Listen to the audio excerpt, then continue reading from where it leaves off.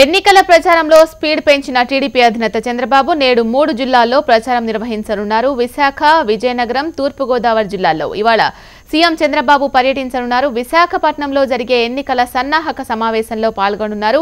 విజయనగరంలోని అయోధ్య మైదానంలో నిర్వహించనున్న బహిరంగ సభలో చంద్రబాబు పాల్గొనున్నారు. తూర్పు గోదావరి జిల్లా కాకినాడలో మధ్యాహ్నం 3 గంటలకు పార్టీ నేతలతో చంద్రబాబు సమావేశం కానున్నారు. బూత్ కమిటీ, నియోజకవర్గ స్థాయి నేతలతో సమావేశం నిర్వహించనున్నారు.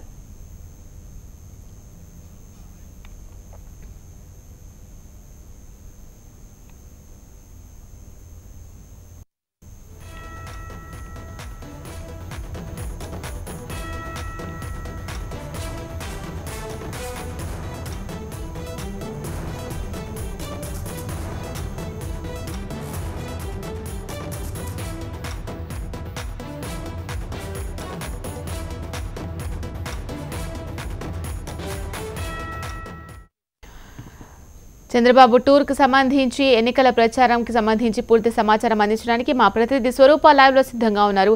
స్వరూప, చెప్పండి, చంద్రబాబు ప్రచారం ఎన్ని గంటలకు ప్రారంభం కానుంది? పూర్తి డీటెయిల్స్.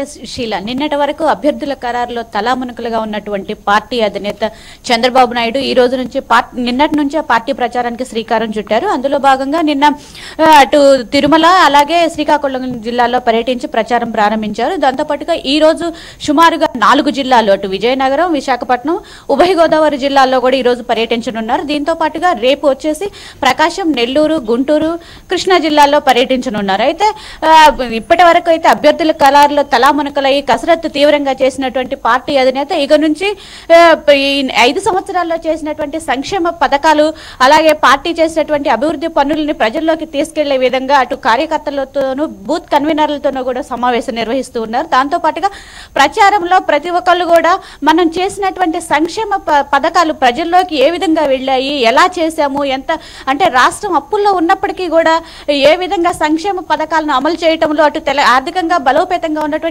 తెలంగాణ ప్రభుత్వంతో పోటీగా మనం ఇక్కడ లోటు బడ్జెట్ లో ఉన్నప్పటికీ కూడా రాష్ట్రంలో అన్ని సంక్షేమ పథకాలు తెలంగాణ ప్రభుత్వంతో పోటీగా ఇక్కడ నిర్వహించాము.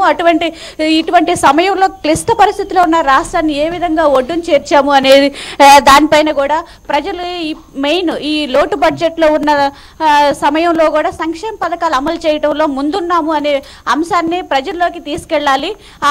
ఈ సంక్షేమ పథకాలే మనల్ని మళ్ళీ 2019 కూడా అధికారం చేపట్టే విధంగా ప్రజల్లోకి తీసుకెళ్లే విధంగా చేయాలి అని కూడా అటు చంద్రబాబు నాయుడు కార్యకర్తలకు సూచిస్తున్నారు. అంతేకాకుండా ఇవాళ టెలికాన్ఫరెన్స్ కూడా నిర్వహించారు. టెలికాన్ఫరెన్స్ లో కూడా అటు ప్రతిపక్ష నేతలు శవ రాజకీయాలు అలాగే కుట్ర రాజకీయాలు చేస్తున్నారు.